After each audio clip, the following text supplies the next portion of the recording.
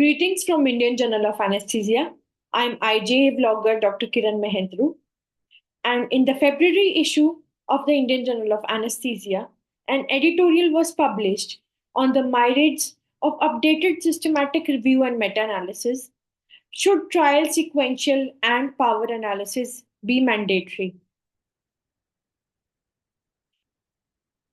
Now, the advocacy of evidence based medicine and practice has led to many systematic reviews and meta analyses, which are considered the highest level of evidence. Now, with the advancement of knowledge and availability of newer evidence in the form of original research, the SRMAs also need to be updated. The Cochrane collaboration and their review on the same aspect suggest a 2-year timeline before updating an SRMA. However, there may be significant limitations with this fixed timeline of 2 years.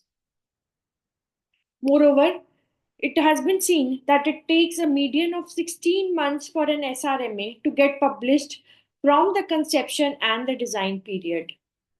It is feasible for different research groups around the globe to plan an SRMA on the same topic within an overlapping time period. However, repeated SRMAs can result in conflicting conclusions, potentially leading the clinicians to make decisions based on unreliable and contradictory evidence. Furthermore, SRMAs with similar inclusion criteria conducted within a few months will also lead to wasted resources. Now, delving into the SRMAs published in the Indian Journal of Anesthesia, the authors could find 13 SRMAs published of 2024, and 3 SRMAs appear to be reiterated and updated forms. Now, identical and near identical PICO criteria of another 7 SRMAs published in different journals were also published within the last 2 years, mainly within the same year of 2024. Now, some examples were given for these identical SRMAs. The number one is on hypotension prediction index, in which 3 SRMAs were published. One by Lee et al. In 2022, which was on effect of hypotension prediction index in prevention of intraoperative hypotension during non-cardiac surgery. 2 were published in 2024. One was on hypotension prediction index for minimizing intraoperative hypotension. The other one being the predictive availability of hypotension prediction index and machine learning methods in intraoperative hypotension. The SRMA by Sri Ganesh K et al., which was published in the IJA in 2024 on hypotension prediction index, can be regarded as an updated version of SRMA by Lee et al., which was published in 2022, and a part of the SRMA by Mohammadi et al., which was published in 2024. Now, Lee et al. Included data from 461 patients from 5 studies. Sri Ganesh et al. Analyzed data from 613 patients from 8 studies. And the SRMA search timeline gap was nearly of 18 months. Both the SRMAs included grade in their data management, and the recent study by Sri Ganesh also performed the trial sequential analysis to comply with the reviewer's recommendation. However, it was not part of the original data analysis plan. Nonetheless, the trial sequential analysis showed that the updated SRMA was also inadequate in providing a robust decisive conclusion, and further studies are required. Another example given is of ciprofol versus propofol.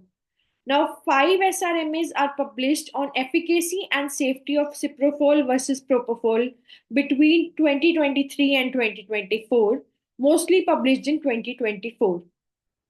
Although the SRMAs were published within a year, the number of studies included swung suddenly, indicating a rapidly increasing research in the field. So these are the details of the 5 published SRMAs in 2024. The one published by Saeed et al. In IJ was on efficacy and safety of ciprofol versus propofol for induction of GA or sedation. The another one in 2024 by Hudayb et al. On efficacy and safety of ciprofol versus propofol for induction and maintenance of GA. Another on efficacy and safety of ciprofol versus propofol for anesthesia induction in adult patients undergoing elective surgeries. Another one on efficacy and safety of ciprofol compared with propofol during general anesthesia induction, and a systematic review and meta-analysis comparing the efficacy and safety of ciprofol versus propofol for anesthesia induction and non-ICU sedation. Now, the study by Hung et al., Anivier et al., and Hudaib et al. Had nearly similar search results and included 6 RCTs on GA induction and maintenance. The SRMA by Hung et al. Also included 6 RCTs on sedation. The SRMA by Saeed et al., which was published in IJA, included 19 RCTs with a total of 2,841 participants. On the contrary, the SRMA by Akhtar et al., published in Journal of Clinical Anesthesia, it included 13 RCTs with 1,998 participants. Now, the difference between the two SRMAs is that Saeed et al. Also included RCTs on sedation along with GA for induction and maintenance. Although the SRMAs, which were published in the Journal of Clinical Anesthesia and IJA, can be considered updated, both studies show similar results and conclusions. Interestingly, the results and conclusions are similar to the other 3 SRMAs, which included only 6 RCTs. We are still determining whether there is a need for further studies to support the findings strongly, as trial sequential analysis or power analysis still needs to be incorporated in these SRMAs.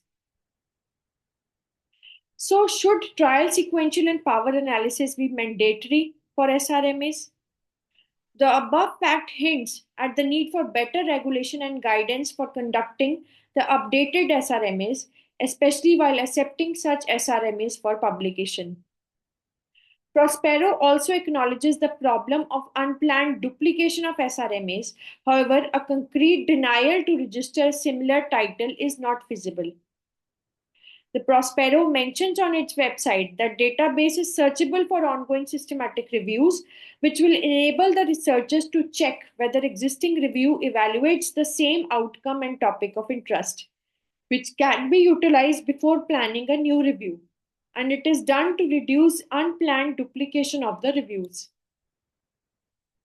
The database information also acknowledges that there might be appropriate reasons for undertaking independent replication of reviews, and it allows diverse ways of answering specific questions and advances in knowledge stemming from looking at things differently.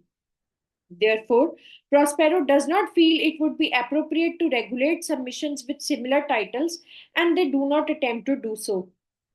Nevertheless, Prospero is invaluable for promoting transparency and could consider a strict protocol implementation to discourage overlapping SRMAs on identical topics within short periods by restricting the registration of SRMAs on the same topic for a fixed period, like for 2 years.